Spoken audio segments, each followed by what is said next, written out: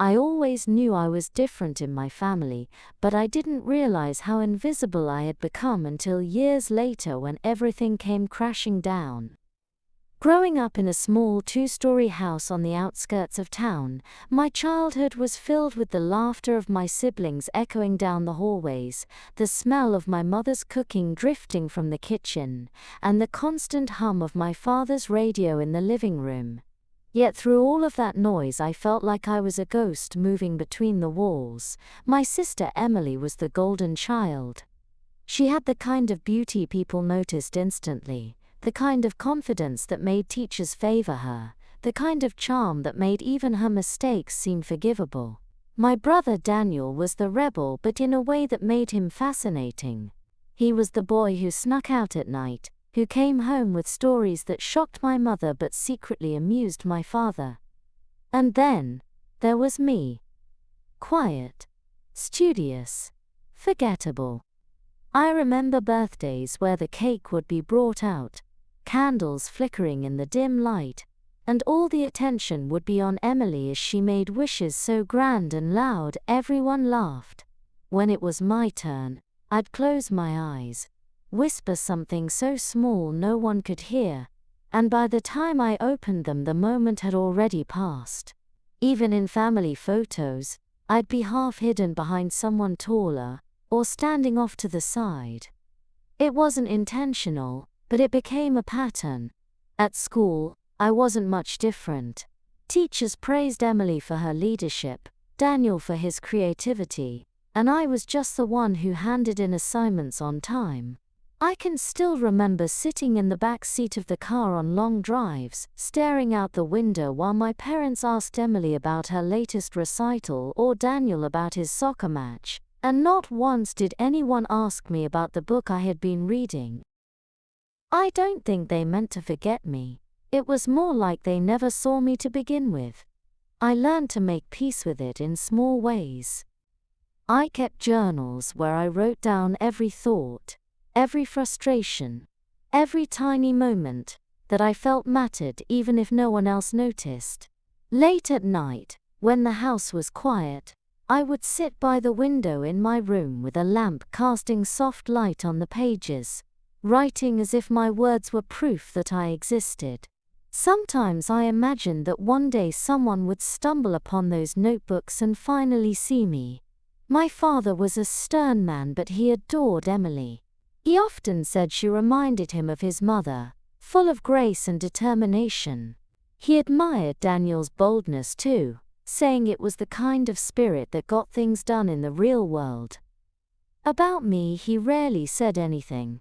Once, when I got an award at school for academic excellence, he gave a small nod and said, "That's nice."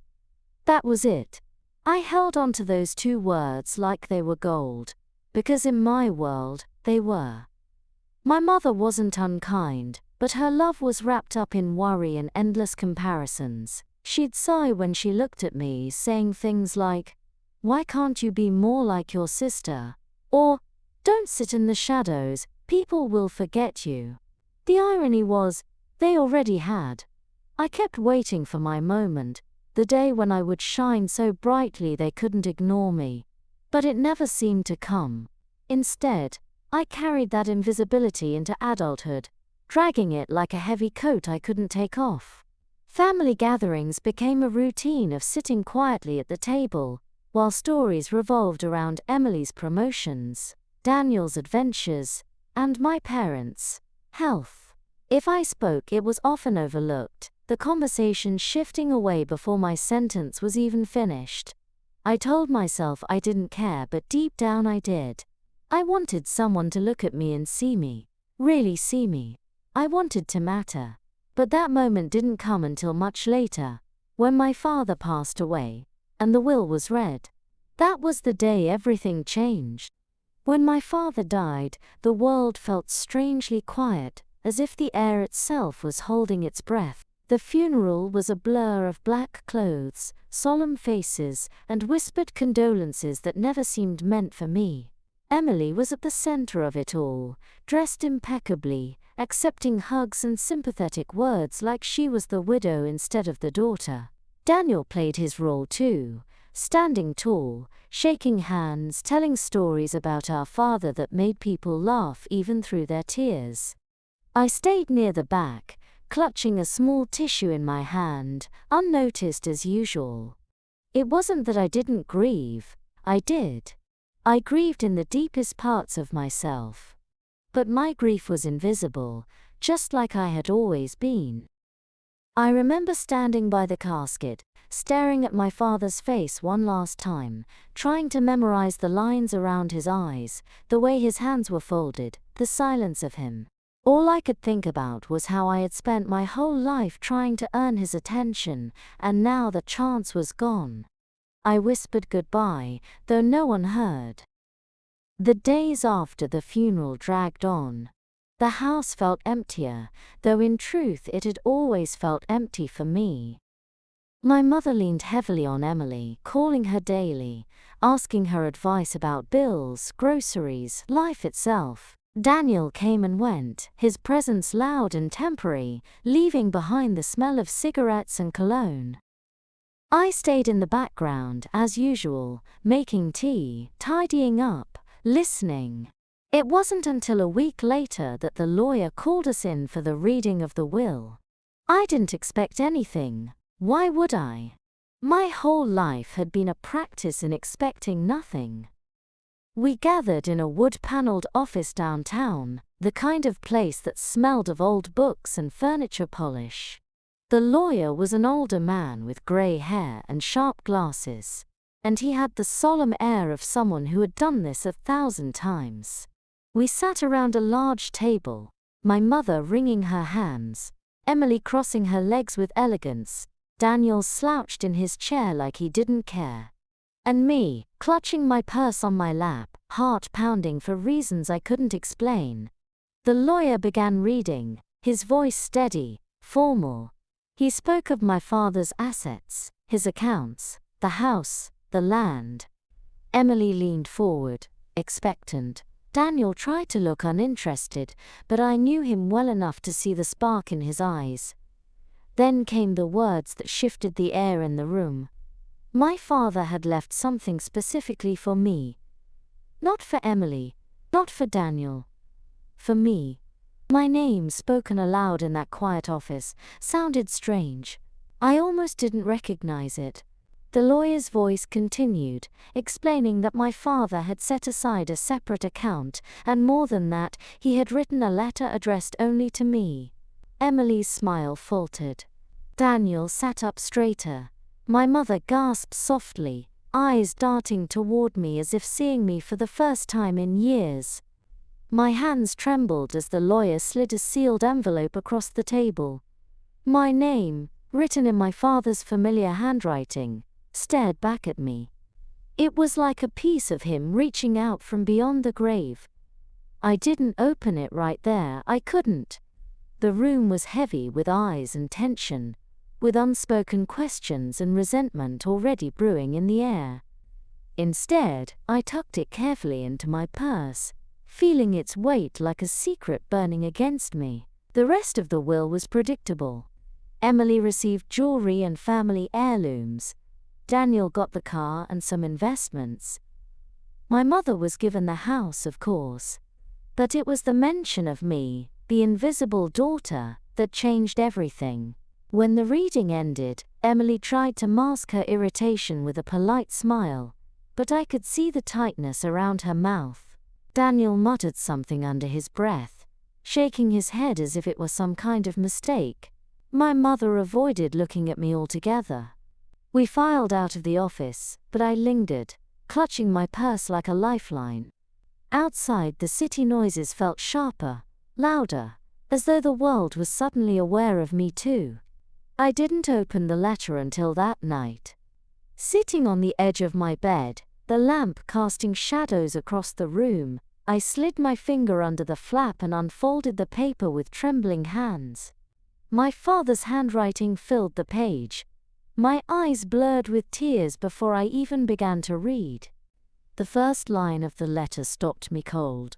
To my daughter, the one I know has always felt unseen. My breath caught in my throat, and I had to put the paper down for a moment because the words were too heavy, too sharp, cutting into the years of silence that I had carried like armor. I picked it back up, hands shaking, and forced myself to read on. He wrote about things I never knew he noticed. How I used to sit by the window with my notebooks, how I stayed up late studying, how I always remembered birthdays, even when no one remembered mine. He wrote that he admired my patience, my resilience, the quiet strength I had shown in a family that often overlooked me. I didn't realize I was crying until a tear smudged the ink. I wiped at it desperately, afraid of losing even a single word. He apologized too. That was the hardest part. He admitted he had failed me, that his attention had been swallowed by Emily's brightness and Daniel's chaos, and that somewhere in the middle he had let me slip through the cracks. He said it wasn't because I was unworthy, but because he thought I didn't need him the way they did. Reading those words made something inside me break and mend all at once. For the first time in my life I felt seen by him, even if it was too late. Then he wrote about the account he left for me. It wasn't just money, though it was more than I ever expected. He called it a start, not an end. He wanted me to use it for myself, for something that mattered only to me. He said he trusted me to know what that was. Along with the letter, there was a small key taped to the bottom of the page. "This is yours too," he wrote, without explanation. I turned it over in my hands, wondering what it unlocked, what part of him or his life he had saved just for me. My mind spun with possibilities. A storage unit, a safe deposit box, a drawer I never knew existed. I didn't know, but the mystery was enough to keep me awake that entire night. The next morning, I woke up with puffy eyes and a sense of something new blooming in me. But I also felt the shift in the air around my family. When Emily called, her voice was tight, polite, but edged with jealousy. She asked casually if I had read the letter, though I could hear how badly she wanted to know what it said. Daniel didn't even bother hiding his anger when he dropped by later. "Dad always treated you like the boring one," he snapped. "And now suddenly you're special." I didn't answer. I just stared at him, realizing that the resentment that had built up over decades was no longer just mine. Now it belonged to them too. My mother was the worst of all. She looked at me with suspicion, as if I had conspired with my father to steal something that should have gone to Emily. At dinner that week she barely spoke to me, directing her questions and warmth toward Emily as always, but with a bitterness that made the air heavy.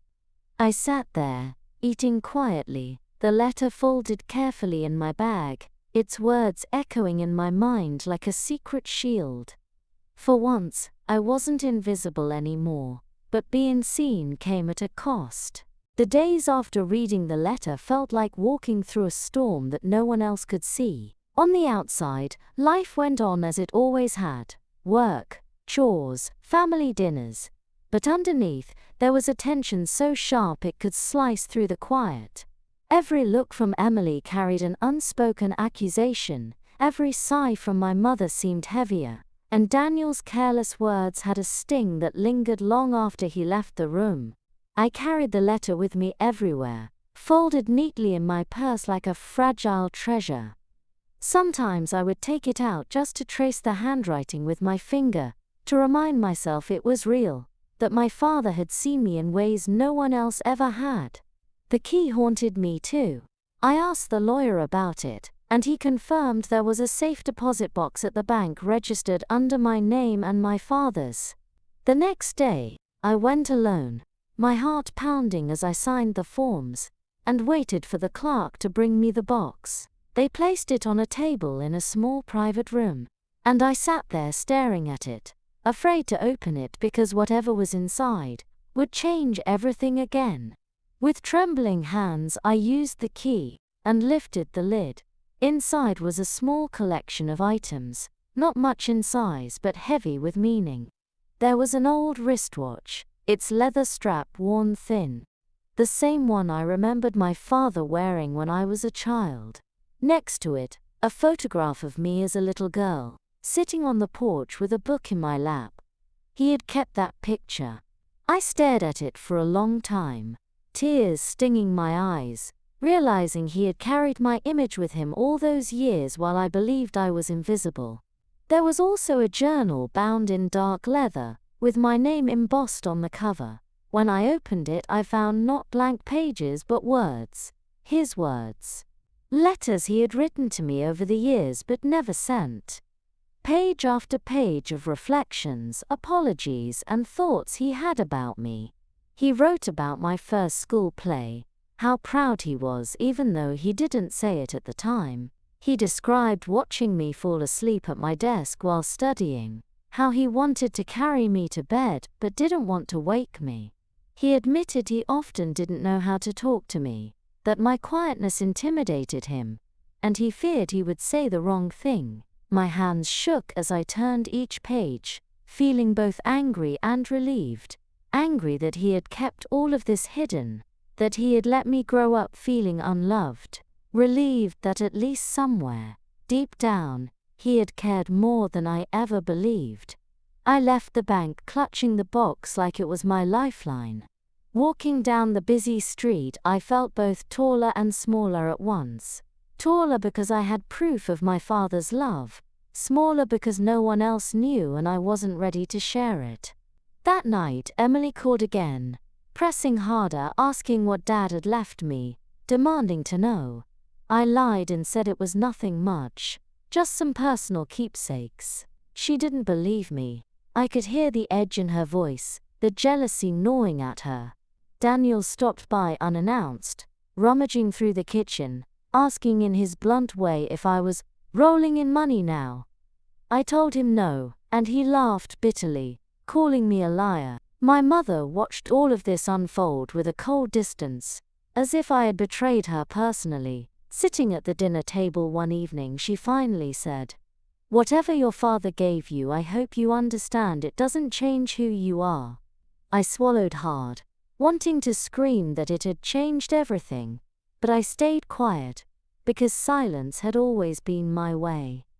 Only now, that silence was different. It wasn't submission anymore. It was power. In the weeks that followed, I found myself caught between two versions of reality.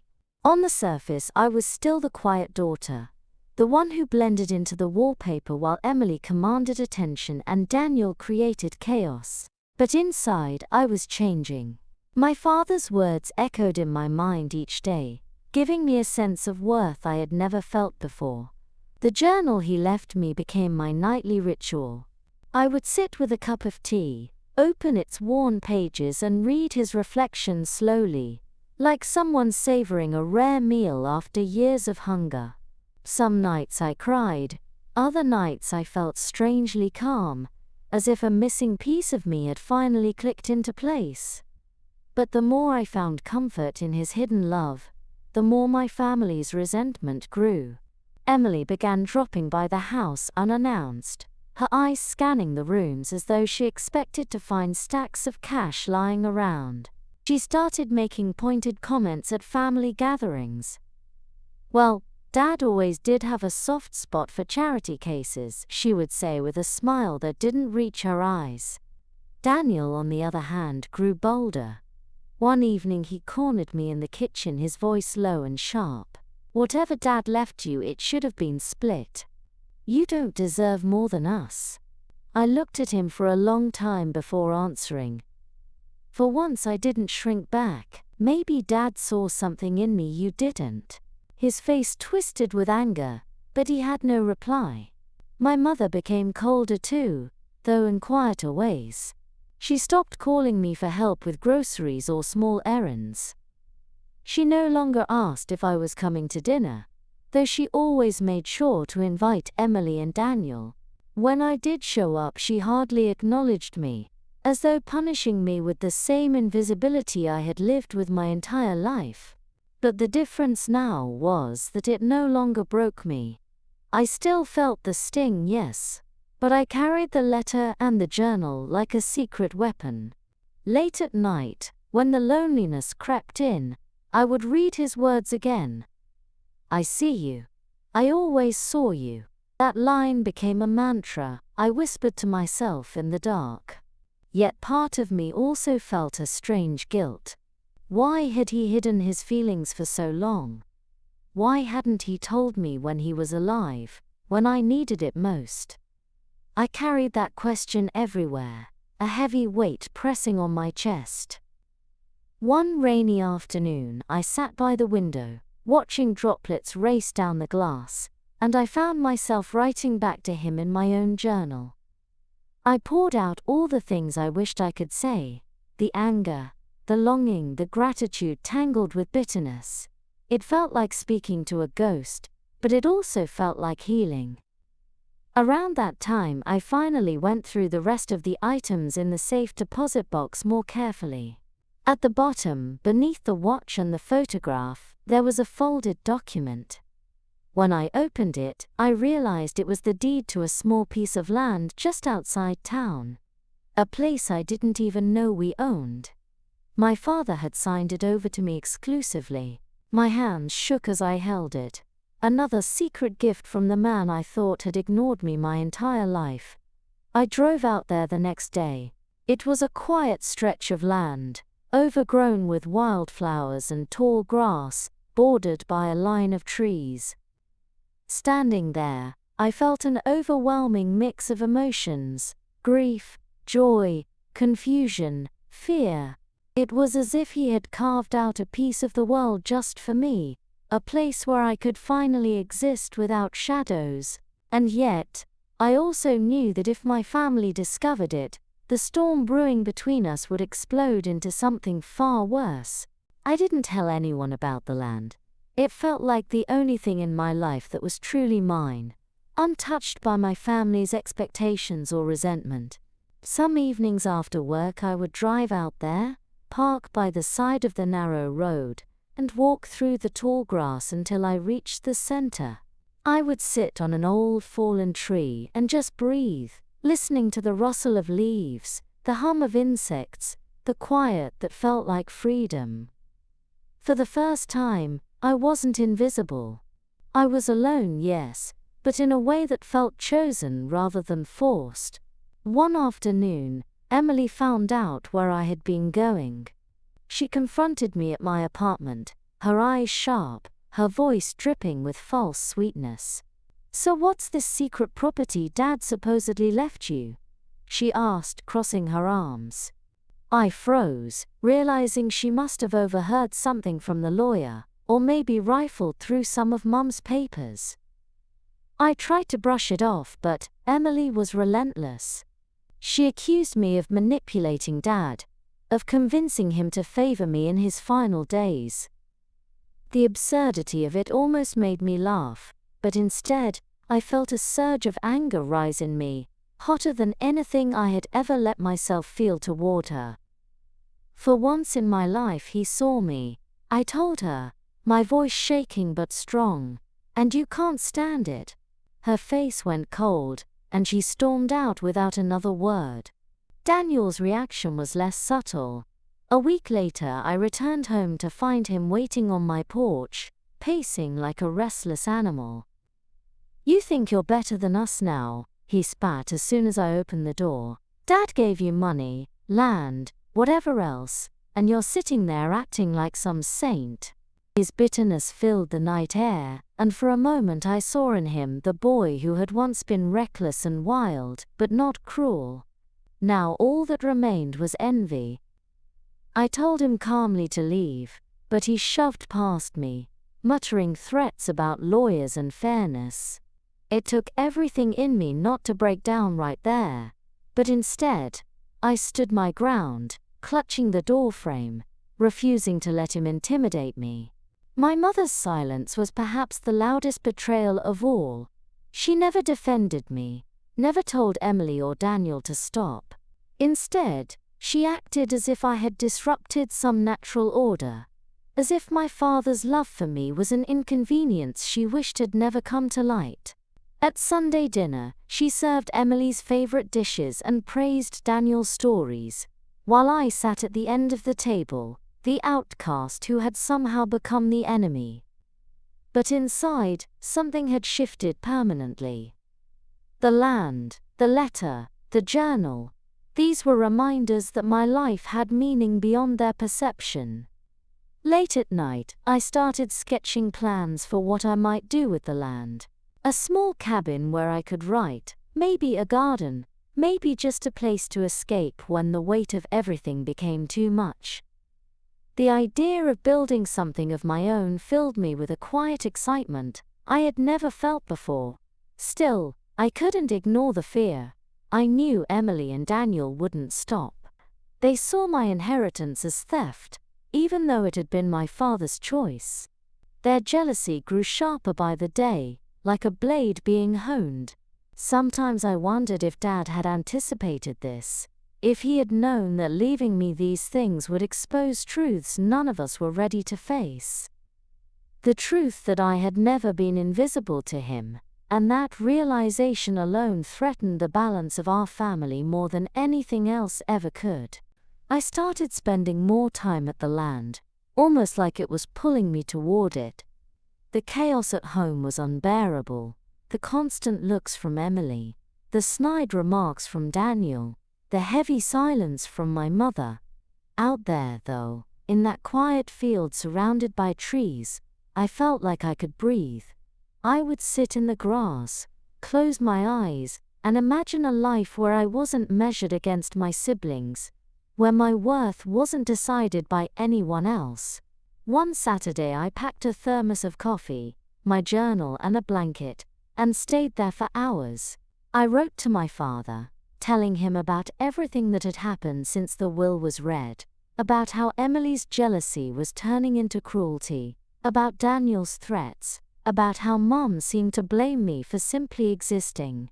I asked him why he hadn't told me sooner, why he had kept his love hidden until it was too late. My words filled page after page, and for the first time, I didn't feel like I was writing into a void. I felt like he was listening. But the peace never lasted long. Emily showed up at my apartment again, this time with a sharpness in her tone that left no room for civility. "You don't deserve what he gave you," she said, standing in my doorway like a judge passing sentence. "You've always been nothing.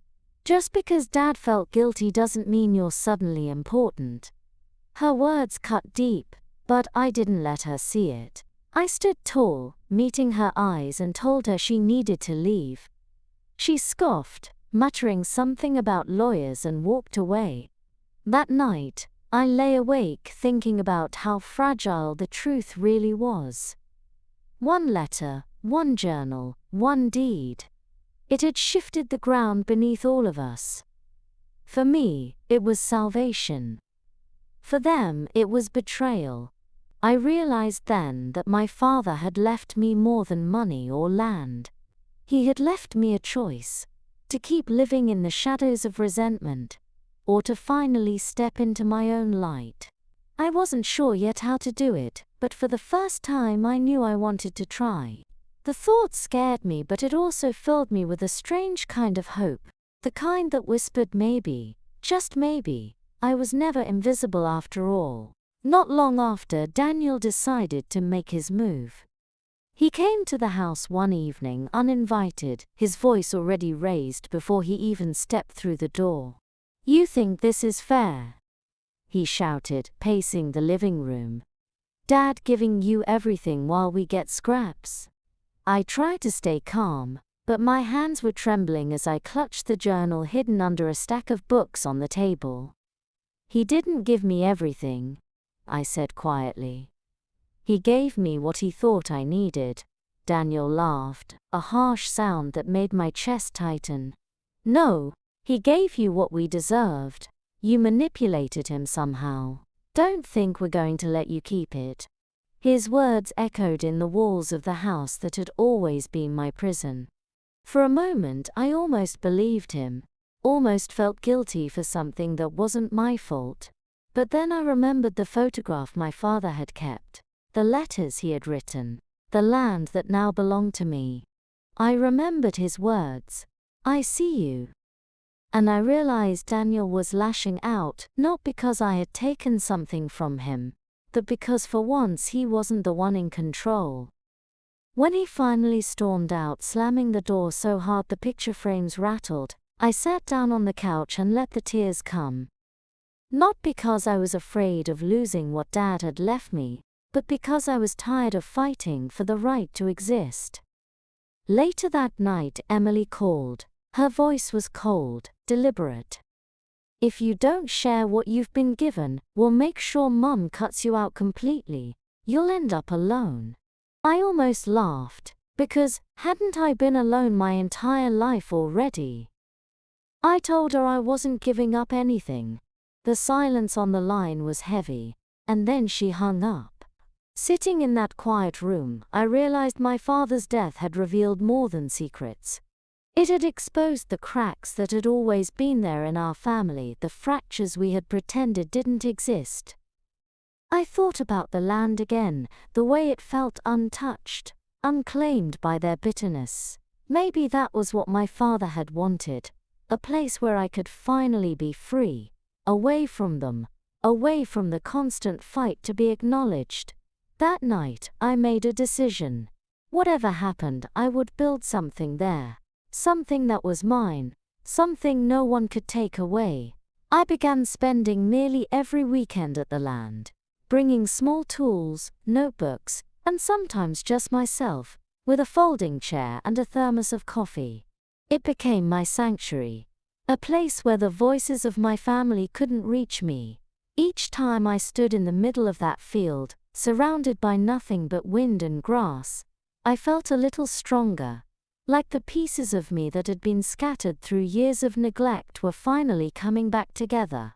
One Sunday, while Emily and Daniel were at my mother's house for dinner, I skipped the gathering and drove straight to the property. I stayed until the sun dipped low, painting the sky with streaks of orange and purple. As I watched the light fade, I thought about how different I felt there, visible, real, whole. But my family wasn't going to let me slip away so easily. The next week, Emily confronted me again, this time in front of my mother. "She's hiding things," Emily said, her voice sharp enough to cut glass. "Dad wouldn't have left her all that, unless she pressured him." My mother didn't argue. She didn't defend me. Instead, she looked at me with something that felt like quiet disappointment, as if she wished none of this had ever come to light. Daniel piled on, saying I should be ashamed, that I was tearing the family apart. The words stung, but I realized something in that moment. They weren't angry because I had more. They were angry because, for once, I had something they couldn't touch. That night I went home and pulled out my father's journal again. On one of the later pages he had written, "You will face anger for being seen after so long unseen. Don't let their blindness make you doubt your worth." Reading that felt like he was speaking directly to the moment I was living. It gave me courage. So instead of shrinking, I started to make plans, small ones at first, clearing a section of the land, buying seeds for a garden, sketching out what a tiny cabin might look like. Each step was a quiet act of rebellion, proof to myself that I was no longer willing to live in the shadows they had placed me in. Still, every decision came with a knot of fear in my stomach. What if they tried to take it from me legally? What if they turned my mother fully against me? What if the weight of their resentment was more than I could carry? But then I reminded myself of something simple yet powerful. This was my father's choice.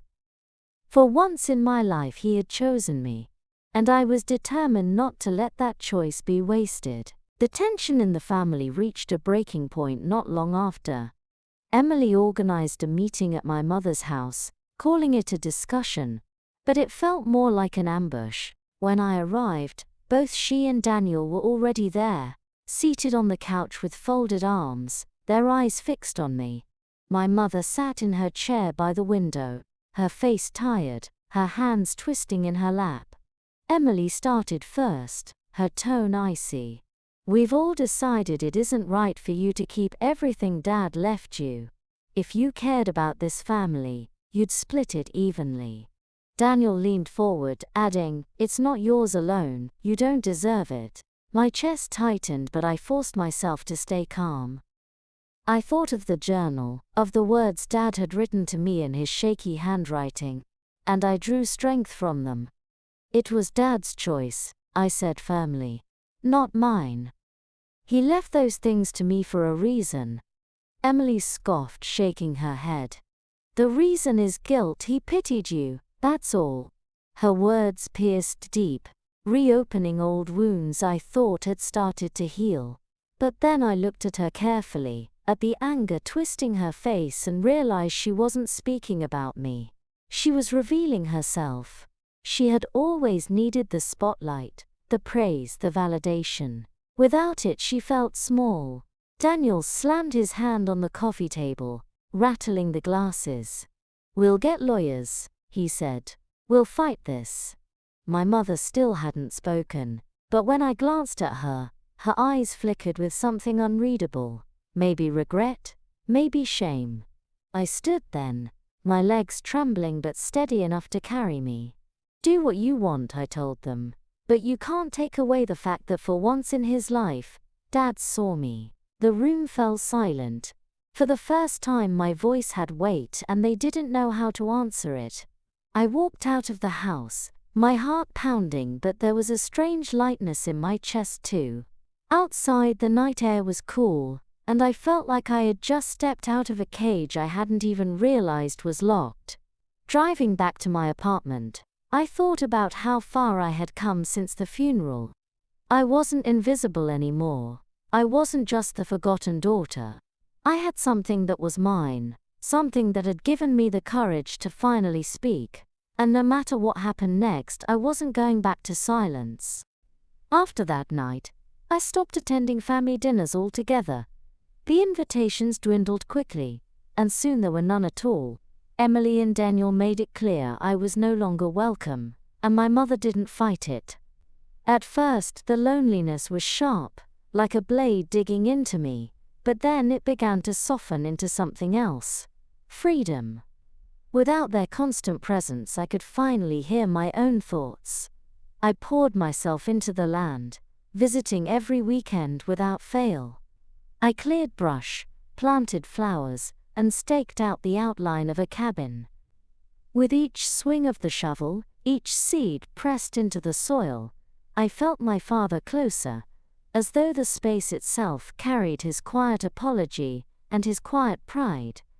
One day, while cleaning out a pile of old branches, I found myself laughing out loud, the sound echoing across the field.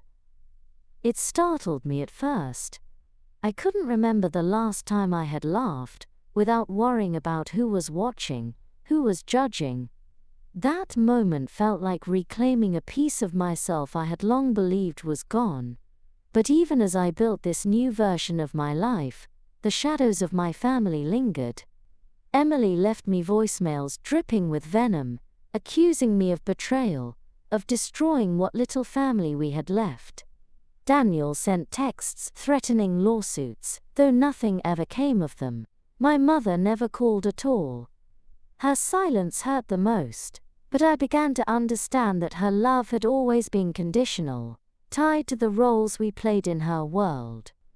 And I no longer fit the role she had chosen for me. One evening, after another long day at the land, I sat in my car watching the sunset and pulled out my father's journal again. On one of the last pages he had written, "One day you will realize that being unseen gave you a strength no one else in this family has.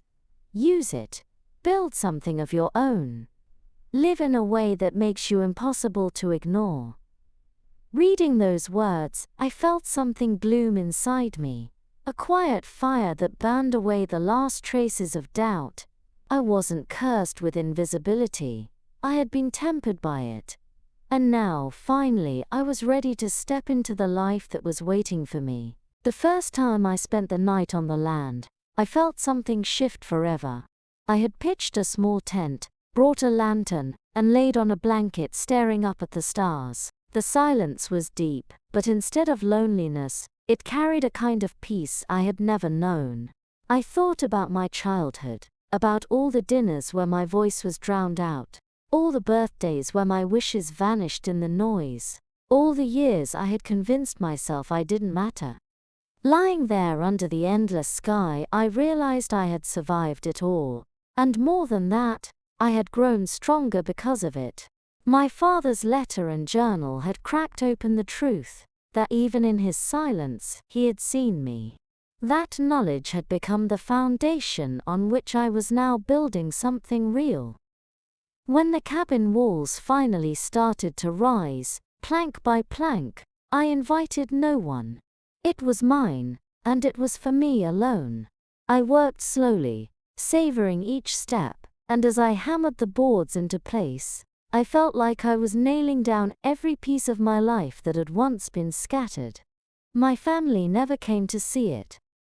I think they preferred to believe it didn't exist, because acknowledging it would mean admitting that I had been chosen, that I had mattered after all. Emily eventually stopped calling, her anger turning into silence. Daniel's threats fizzled when no lawyer would take his case. My mother never reached out. The distance between us became permanent, a fracture too wide to bridge. And yet, I found I didn't need them the way I once thought I did. I had a life of my own now, one rooted in the soil my father had left me. On the day I finished the cabin, I sat on the porch with a cup of tea, and opened my father's journal one last time. The final entry read, "I hope one day you will forgive me for not saying these things while I was alive. I hope you will live boldly, not quietly. You were never invisible to me." I closed the book with tears streaming down my face, but they were not the same tears I had cried all my life. These were tears of release, of acceptance, of freedom. In that moment, I forgave him, and maybe I even forgave myself for believing I was unworthy for so long. Now when I sit on the porch and watch the sun set over the field, I feel whole. My story isn't about being the forgotten daughter anymore. It's about becoming the woman who stepped out of the shadows and claimed her place in the world.